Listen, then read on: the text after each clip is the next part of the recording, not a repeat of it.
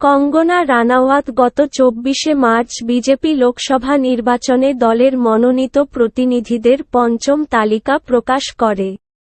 সেখানেই নাম উঠে আসে কঙ্গনার। জানা যায় যে এবার ভোটে দাঁড়াচ্ছেন অভিনেত্রী।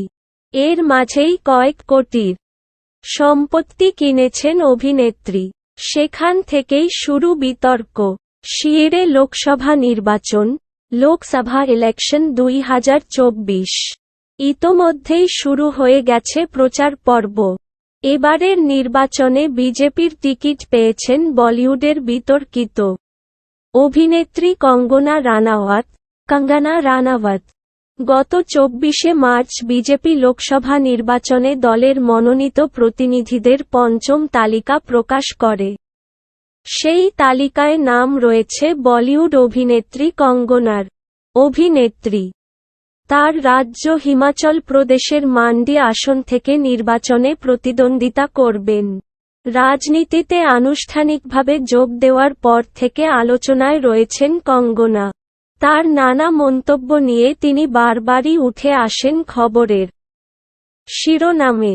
সম্প্রতি ভারতের প্রথম প্রধানমন্ত্রী হিসাবে সুভাষ চন্দ্র বসুর নাম বলে বিতর্কের মুখে পড়েছিলেন নায়িকা। এবার বিলাসবহুল নতুন গাড়ি কিনে নয়া আলোচনার জন্ম দিলেন এই অভিনেত্রী।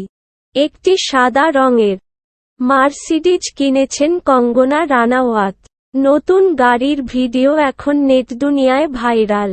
পাপারাজ্জিদের ক্যামেরায় উঠে এসেছে যে নতুন গাড়ি করে স্যালোয় এসেছিলেন কঙ্গনা রানাওয়াত। গাড়ির রঙের মতোই সাদা রঙের পোশাকে দেখা যায় তাকে। মার্সিডিজ মেবিজ ব্র্যান্ডের গাড়ি কিনেছেন এই অভিনেত্রী। তবে গাড়িটির সঠিক মডেল জানা যায়নি।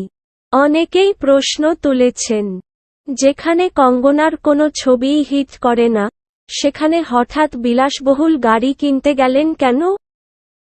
গত বছরের ২৭শে অক্টোবর মুক্তি পায় কঙ্গনা অভিনীত সর্বশেষ মুক্তিপ্রাপ্ত সিনেমা তেজাস। ৭০ কোটি বাজেটের এই সিনেমা মুখ থুবড়ে পড়ে বক্স অফিসে আয় করে মাত্র ৫.৫ কোটি। ইমার্জেন্সি রয়েছে মুক্তির অপেক্ষায়। ইমার্জেন্সি সিনেমায় ইন্দিরা গান্ধীর চরিত্রে অভিনয় করছেন কঙ্গনা। এটি পরিচালনাও করছেন তিনি। এছাড়াও কিছুদিন আগেই কঙ্গনা ঘোষণা করেন যে তিনি বিনোদিনীর চরিত্রে অভিনয় করবেন। তবে নায়িকার এখন পুরো সময় কাটছে ভোটের প্রচার।